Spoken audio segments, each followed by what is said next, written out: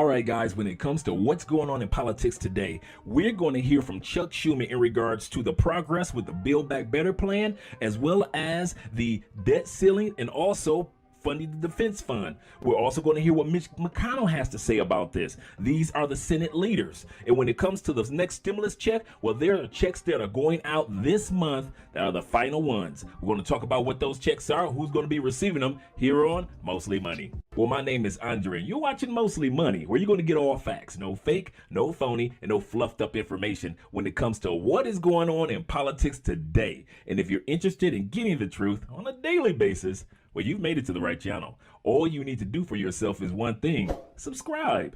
Click that bell notification so you get the latest and greatest information coming from Mostly Money, because we're going to be here for you and your loved ones. Let's get started. When it comes to Chuck Schumer, he made an announcement in the Senate yesterday regarding what his expectations are for the rest of the year. As I mentioned before, they have the debt ceiling that they need to focus on, because we already know that Janet Yellen has already said, and she's the president's Secretary of Treasury, who's already stated that they have until the 15th, around the 15th, to get this done, or the federal government will go into default. And we have never gone into default in the history of this country. So this needs to be done.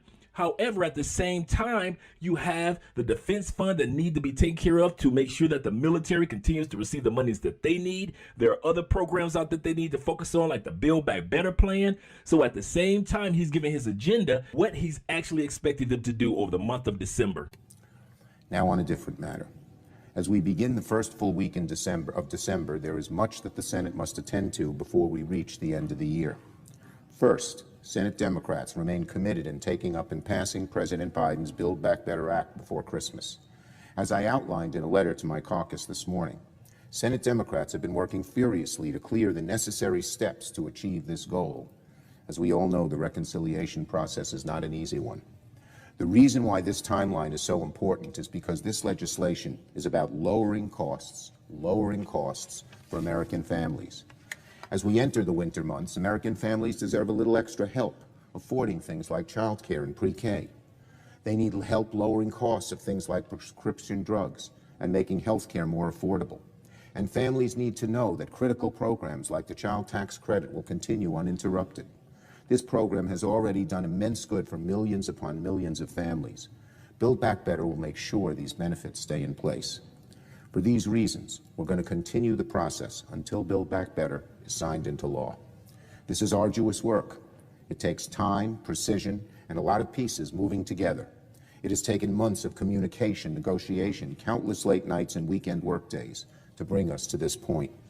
I want to thank my colleagues, their staff, and the parliamentarian for dedicating the full measure of their attention and talent toward this endeavor. We are close, and we will keep going until... Now, even though he's giving his agenda and what he wants to have done, we all have to remember one thing. There's a time frame that we have to remember. On the 13th of this month, which just so happens to be our wedding anniversary as well, is the final day that the Senate is scheduled to meet.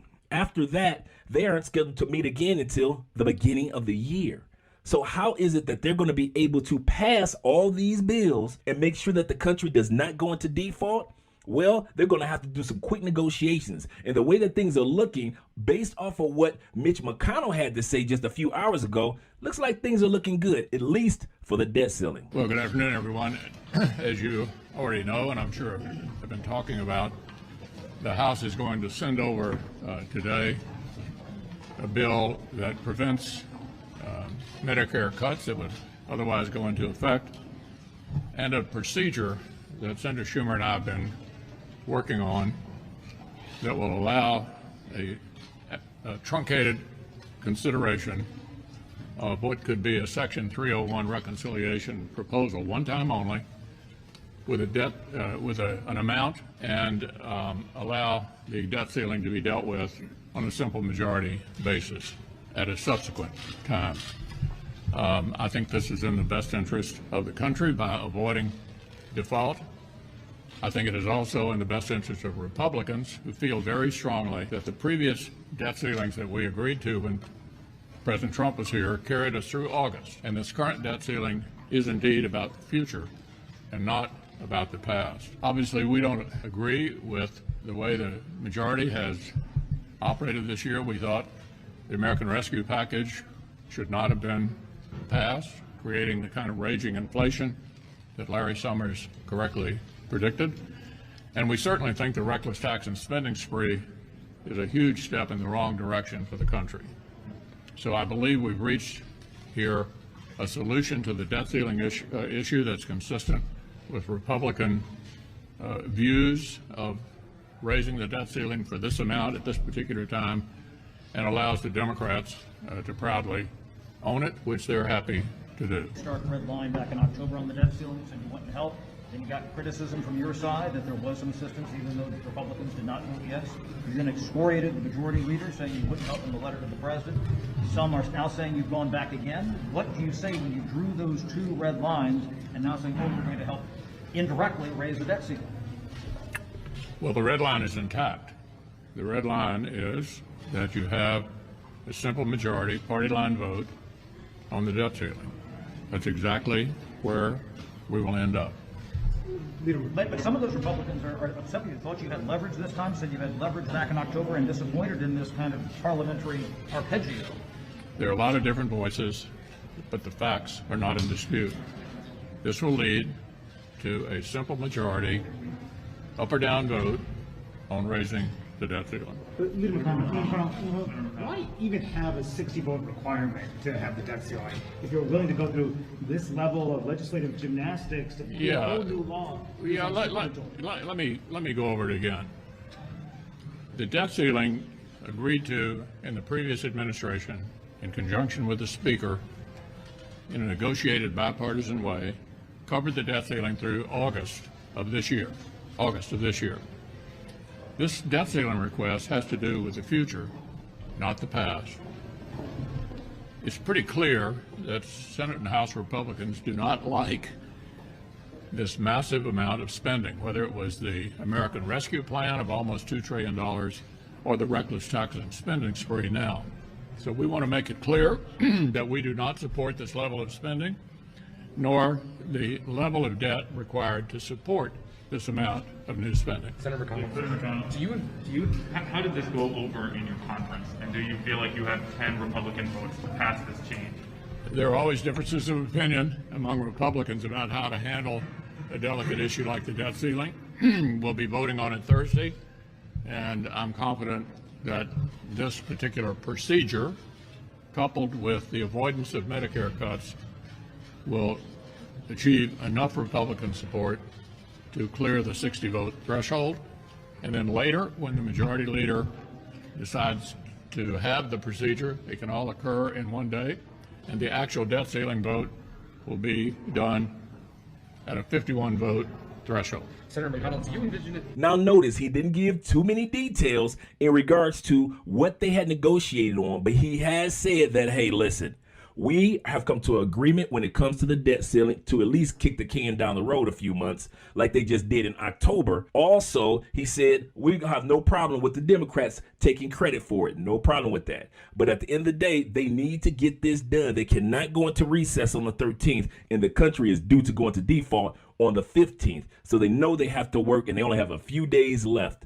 Now, when it comes to a few days left, there is the child tax credit stimulus payment that is going out next week on the 15th. So those of you that have been receiving the child tax credits, you're going to be receiving whatever it was you were receiving before per child. If you got 3 children and those children of age, under the age of 6 years old, then those 3 children each, you have been receiving $300 per child. That's $900 a month for the last 4 or 5 months going into your bank account. If you have children that are over but under the age of 17, you should have been receiving between $250 and $275. Now, when it comes to expanding this, the Build Back Better plan wants to expand this to 2025, but you do have senators such as Senator Manchin and Sinema who have already expressed themselves that they want to have this to 2025, but they want the pool to be smaller of individuals that will be eligible to receive this. So everybody that's receiving the checks now may not be eligible by the time these senators get done with the Build Back Better plan. So we're going to keep you guys posted in regards to what is going on in politics. Next week, we're going to give you a reminder reminder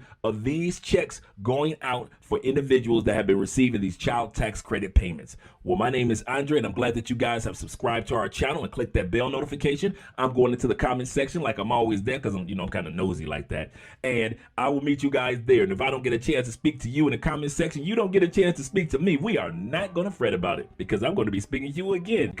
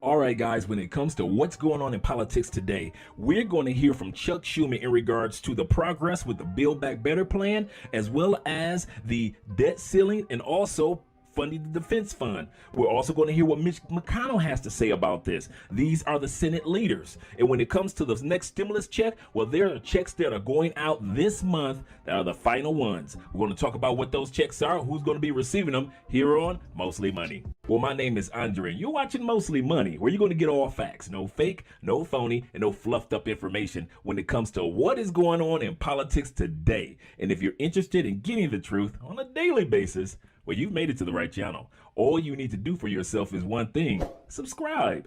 Click that bell notification so you get the latest and greatest information coming from Mostly Money, because we're going to be here for you and your loved ones. Let's get started. When it comes to Chuck Schumer, he made an announcement in the Senate yesterday regarding what his expectations are for the rest of the year. As I mentioned before, they have the debt ceiling that they need to focus on.